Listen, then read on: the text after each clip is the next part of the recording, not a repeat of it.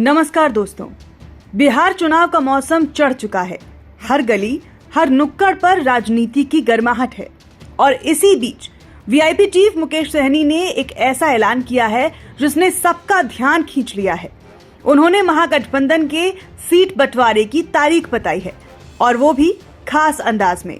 चलिए पूरी कहानी आपको सुनाते हैं। बहुत जल्दी चुनाव, आपको भी पता है कि अगले महीने में आचार संहिता लागू होगा। हर पार्टी गंभीर है कि हम जल्द से जल्द सीट बंटवारा कर लें और महागठबंधन में कोई दिक्कत नहीं है। बहुत जल्द से जल्द हम उम्मीद करते हैं कि दशहरा में ही हम लोग कोशिश करेंगे कि आप लोगों को जानकारी दे देंगे कौन पार्टी कितने सीट पर लड़ेंगे।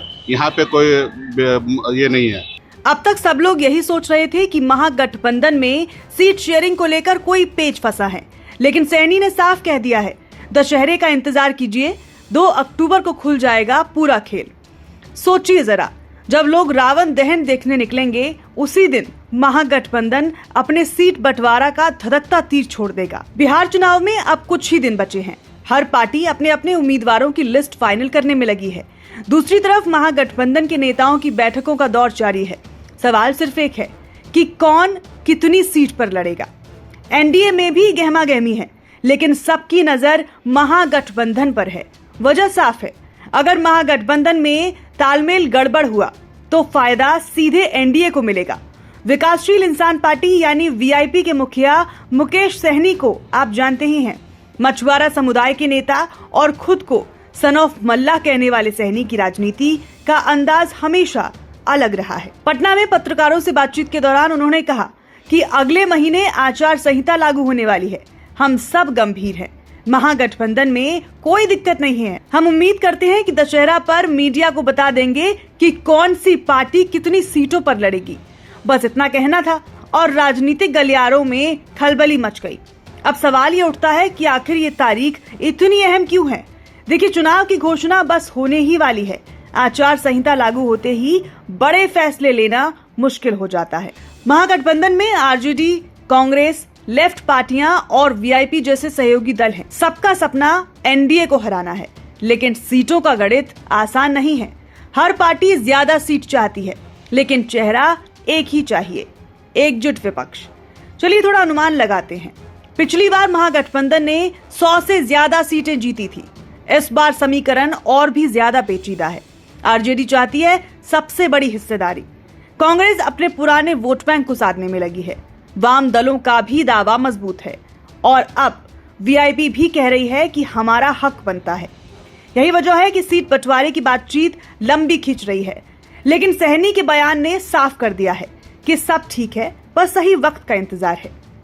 सोचिए दोस्तों, दशहरा का दिन जब अच्छाई की जीत का जश्न मनाया जाता है, उसी दिन महागठबंधन की सीटों की लिस्ट भी सामने आएगी।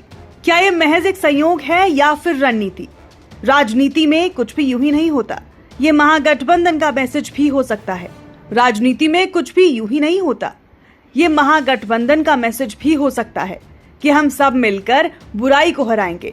यहाँ बुराई का मतलब आप समझ ही गए होंगे, एनडीए की सरकार। बिहार का चुनाव हमेशा दिलचस्प रहा है। एनडीए के पास मुख्यमंत्री नीतीश कुमार का चेहरा है। बीजेपी भी पूरी ताकत से मैदान में है। दूसरी तरफ महागठबंधन उम्मीद कर रहा है कि अगर सीटों का बंटवारा सही ढंग से हो तो चुनावी नतीजे चौंकाने वाले हो सकते हैं। यही वजह है कि हर बयान, हर बैठक अहम हो जाती है। जनता भी इंतजार में है। गांव, कस्बों से लेकर शहर तक लोग जानना चाहते हैं कि इस बार कौन किसके साथ है। मुकेश सहनी का ये ऐलान पब्लिक को एक तरह का भरोसा देता है कि विपक्ष में कोई टूट नहीं है, सब एक साथ हैं और समय आने पर बड़ा ऐलान करेंगे। दशहरा का दिन सिर्फ रावण दहन का नहीं, बल्कि नई उम्मीद का भी प्रतीक है। महागठबंधन इसी को अपने लिए शुभ मान रहा है। सोचिए, जब हर गली में जय श्री राम और रावण दहन की गूंज होगी, उसी वक्त महागठबंधन का सीट बंटवारा भी आग की तरह फैलेगा। अब बस 2 चीजें देखनी होंगी। क्या वाकई दशहरा पर लिस्ट जारी होगी, और अगर हुई तो कौन कितनी सीट पाएगा? क्योंकि राजनीति में आखिरी वक्त में समीकरण बदलना आम बात है, लेकिन हर महागठबंधन सच में एकजुट रह पाया तो ये चुनावी लड़ाई बेहद दिलचस्प हो जाएगी। तो दोस्तों, अब बस कुछ ही दिनों का खेल है। दशहरा आते आते साफ हो जाएगा कि बिहार की सियासत में कौन कितनी सीट पर दावा कर रहा है। तब तक देखते रहिए, सुनते रहिए और राजनीति के हर मोड़ पर हमारी नजर बनी रहेगी। आप हमें बताइए कि आपको क्या लगता है, महागठबंधन का ये दांव चलेगा या एनडीए फिर से बाजी मारेगा।